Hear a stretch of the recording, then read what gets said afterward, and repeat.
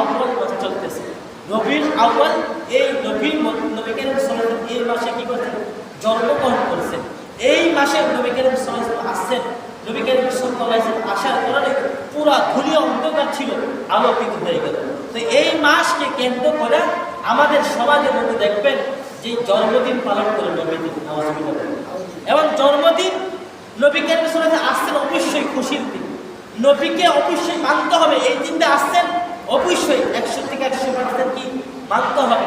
যদি নবী না আসলে আমরা দিন পাইতাম না, নবী না আসলে আমরা কোরআন বুঝতাম না, নবী না আসলে আমরা দিন বুঝতাম না, হাদিস বুঝতাম না, কোনো কিছু বুঝতাম না। ওই নবী আসছেন অবশ্যই 100% কি বিশ্বাস করতে হবে। কিন্তু যেই নবী আসছেন, নবীর আগমনে রাস্তায় নেমে মিছিল করা, ঢোল বাজানো এবং সারা রাত ভরপুর তুমি মোমবাতি, আগরবাতি, এরপরে ঢোল তবলা বাজানো, মিছিল দেওয়া, এটা সম্পূর্ণ নিষেধ। দেখি সম্পূর্ণ কি নিষেধ। এমনকি সে রবিউল মাস আসলে দেখবেন কিছু মানুষ নবীর প্রেমে এমন হাবুডাবু খাইতেছে, নবীর প্রেম ছাড়া তার মহব্বত, তার অন্তরে কিছু নেই। যখন রবিউল আউয়াল মাস 12 তারিখ শেষ হয়ে যায়, তখন ওই ব্যক্তিকে বলবে, ভাই নবীর না তুমি আসে নামাজ পড়ো। এটা কি নবীর মহব্বত করা হলো? আরে যেদিন 12 রবিউল আউয়াল মাস ঢোল তবলা বাজায়, মিছিল করে, নবীর নামে কেক কাটে, এগুলো কি ইসলামের সাপোর্ট করে? এগুলো না যায়, এগুলো করা যাবে না। ইসলামের মধ্যে ঢোল তবলা, ঢোল বাজানো না যায়, ইসলামের মধ্যে গান বাজনা না যায়। আমার নবী আগমন, শুভেচ্ছা, স্বাগতম, এগুলো বলার দরকার নাই।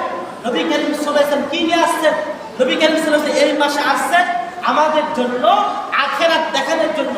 নবী করিম সাল্লাল্লাহু আলাইহি ওয়াসাল্লাম আল্লাহ তাআলা বলেন, মা আতাকুমুর রাসূলু ফাখুযুহু ওয়া মা নাহাকুম আনহু ফান্তাহু। আল্লাহ তাআলা বলেন যে নবী যেগুলো নিয়ে আসছেন, নবী যেগুলো আদেশ করতেছেন তোমরা সেইগুলো মানো, আর যেগুলো নিষেধ করেছেন তোমরা এগুলো কি বর্জন করো। তাই মানে বোঝা গেল নবী যেই জিনিসগুলো আনলো সেইগুলো আমরা মানতে হবে। নবী যেগুলো বললেন সেগুলো আমরা প্রত্যেকটা একবারে অক্ষর করে আমরা কি করতে হবে? মানতে হবে। আর যেগুলো নিষেধ করেছেন সেইগুলো আমরা বর্জন করতে হবে। এবার আসেন আমাদের সমাজের মধ্যে যে ঢোল তবলা ভাষায়, এগুলো কি জায়েজ না? এগুলো ভালো কাজ, খারাপ কাজ?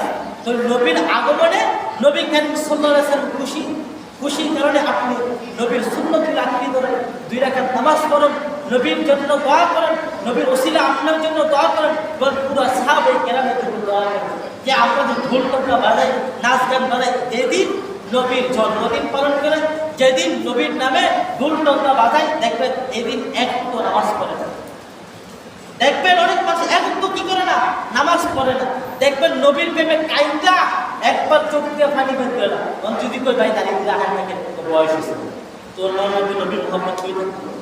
নবীর মহব্বত তাকে বলা হয় যে নাকি নবীর সুন্নতুল আঁকড়ে ধরবে।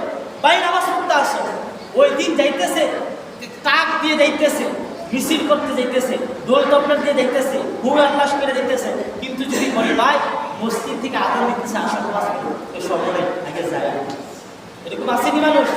হ্যাঁ, মহাব্বত করা ভালো, কিন্তু অতি দণ্ডিত করা কি ভালো নয়।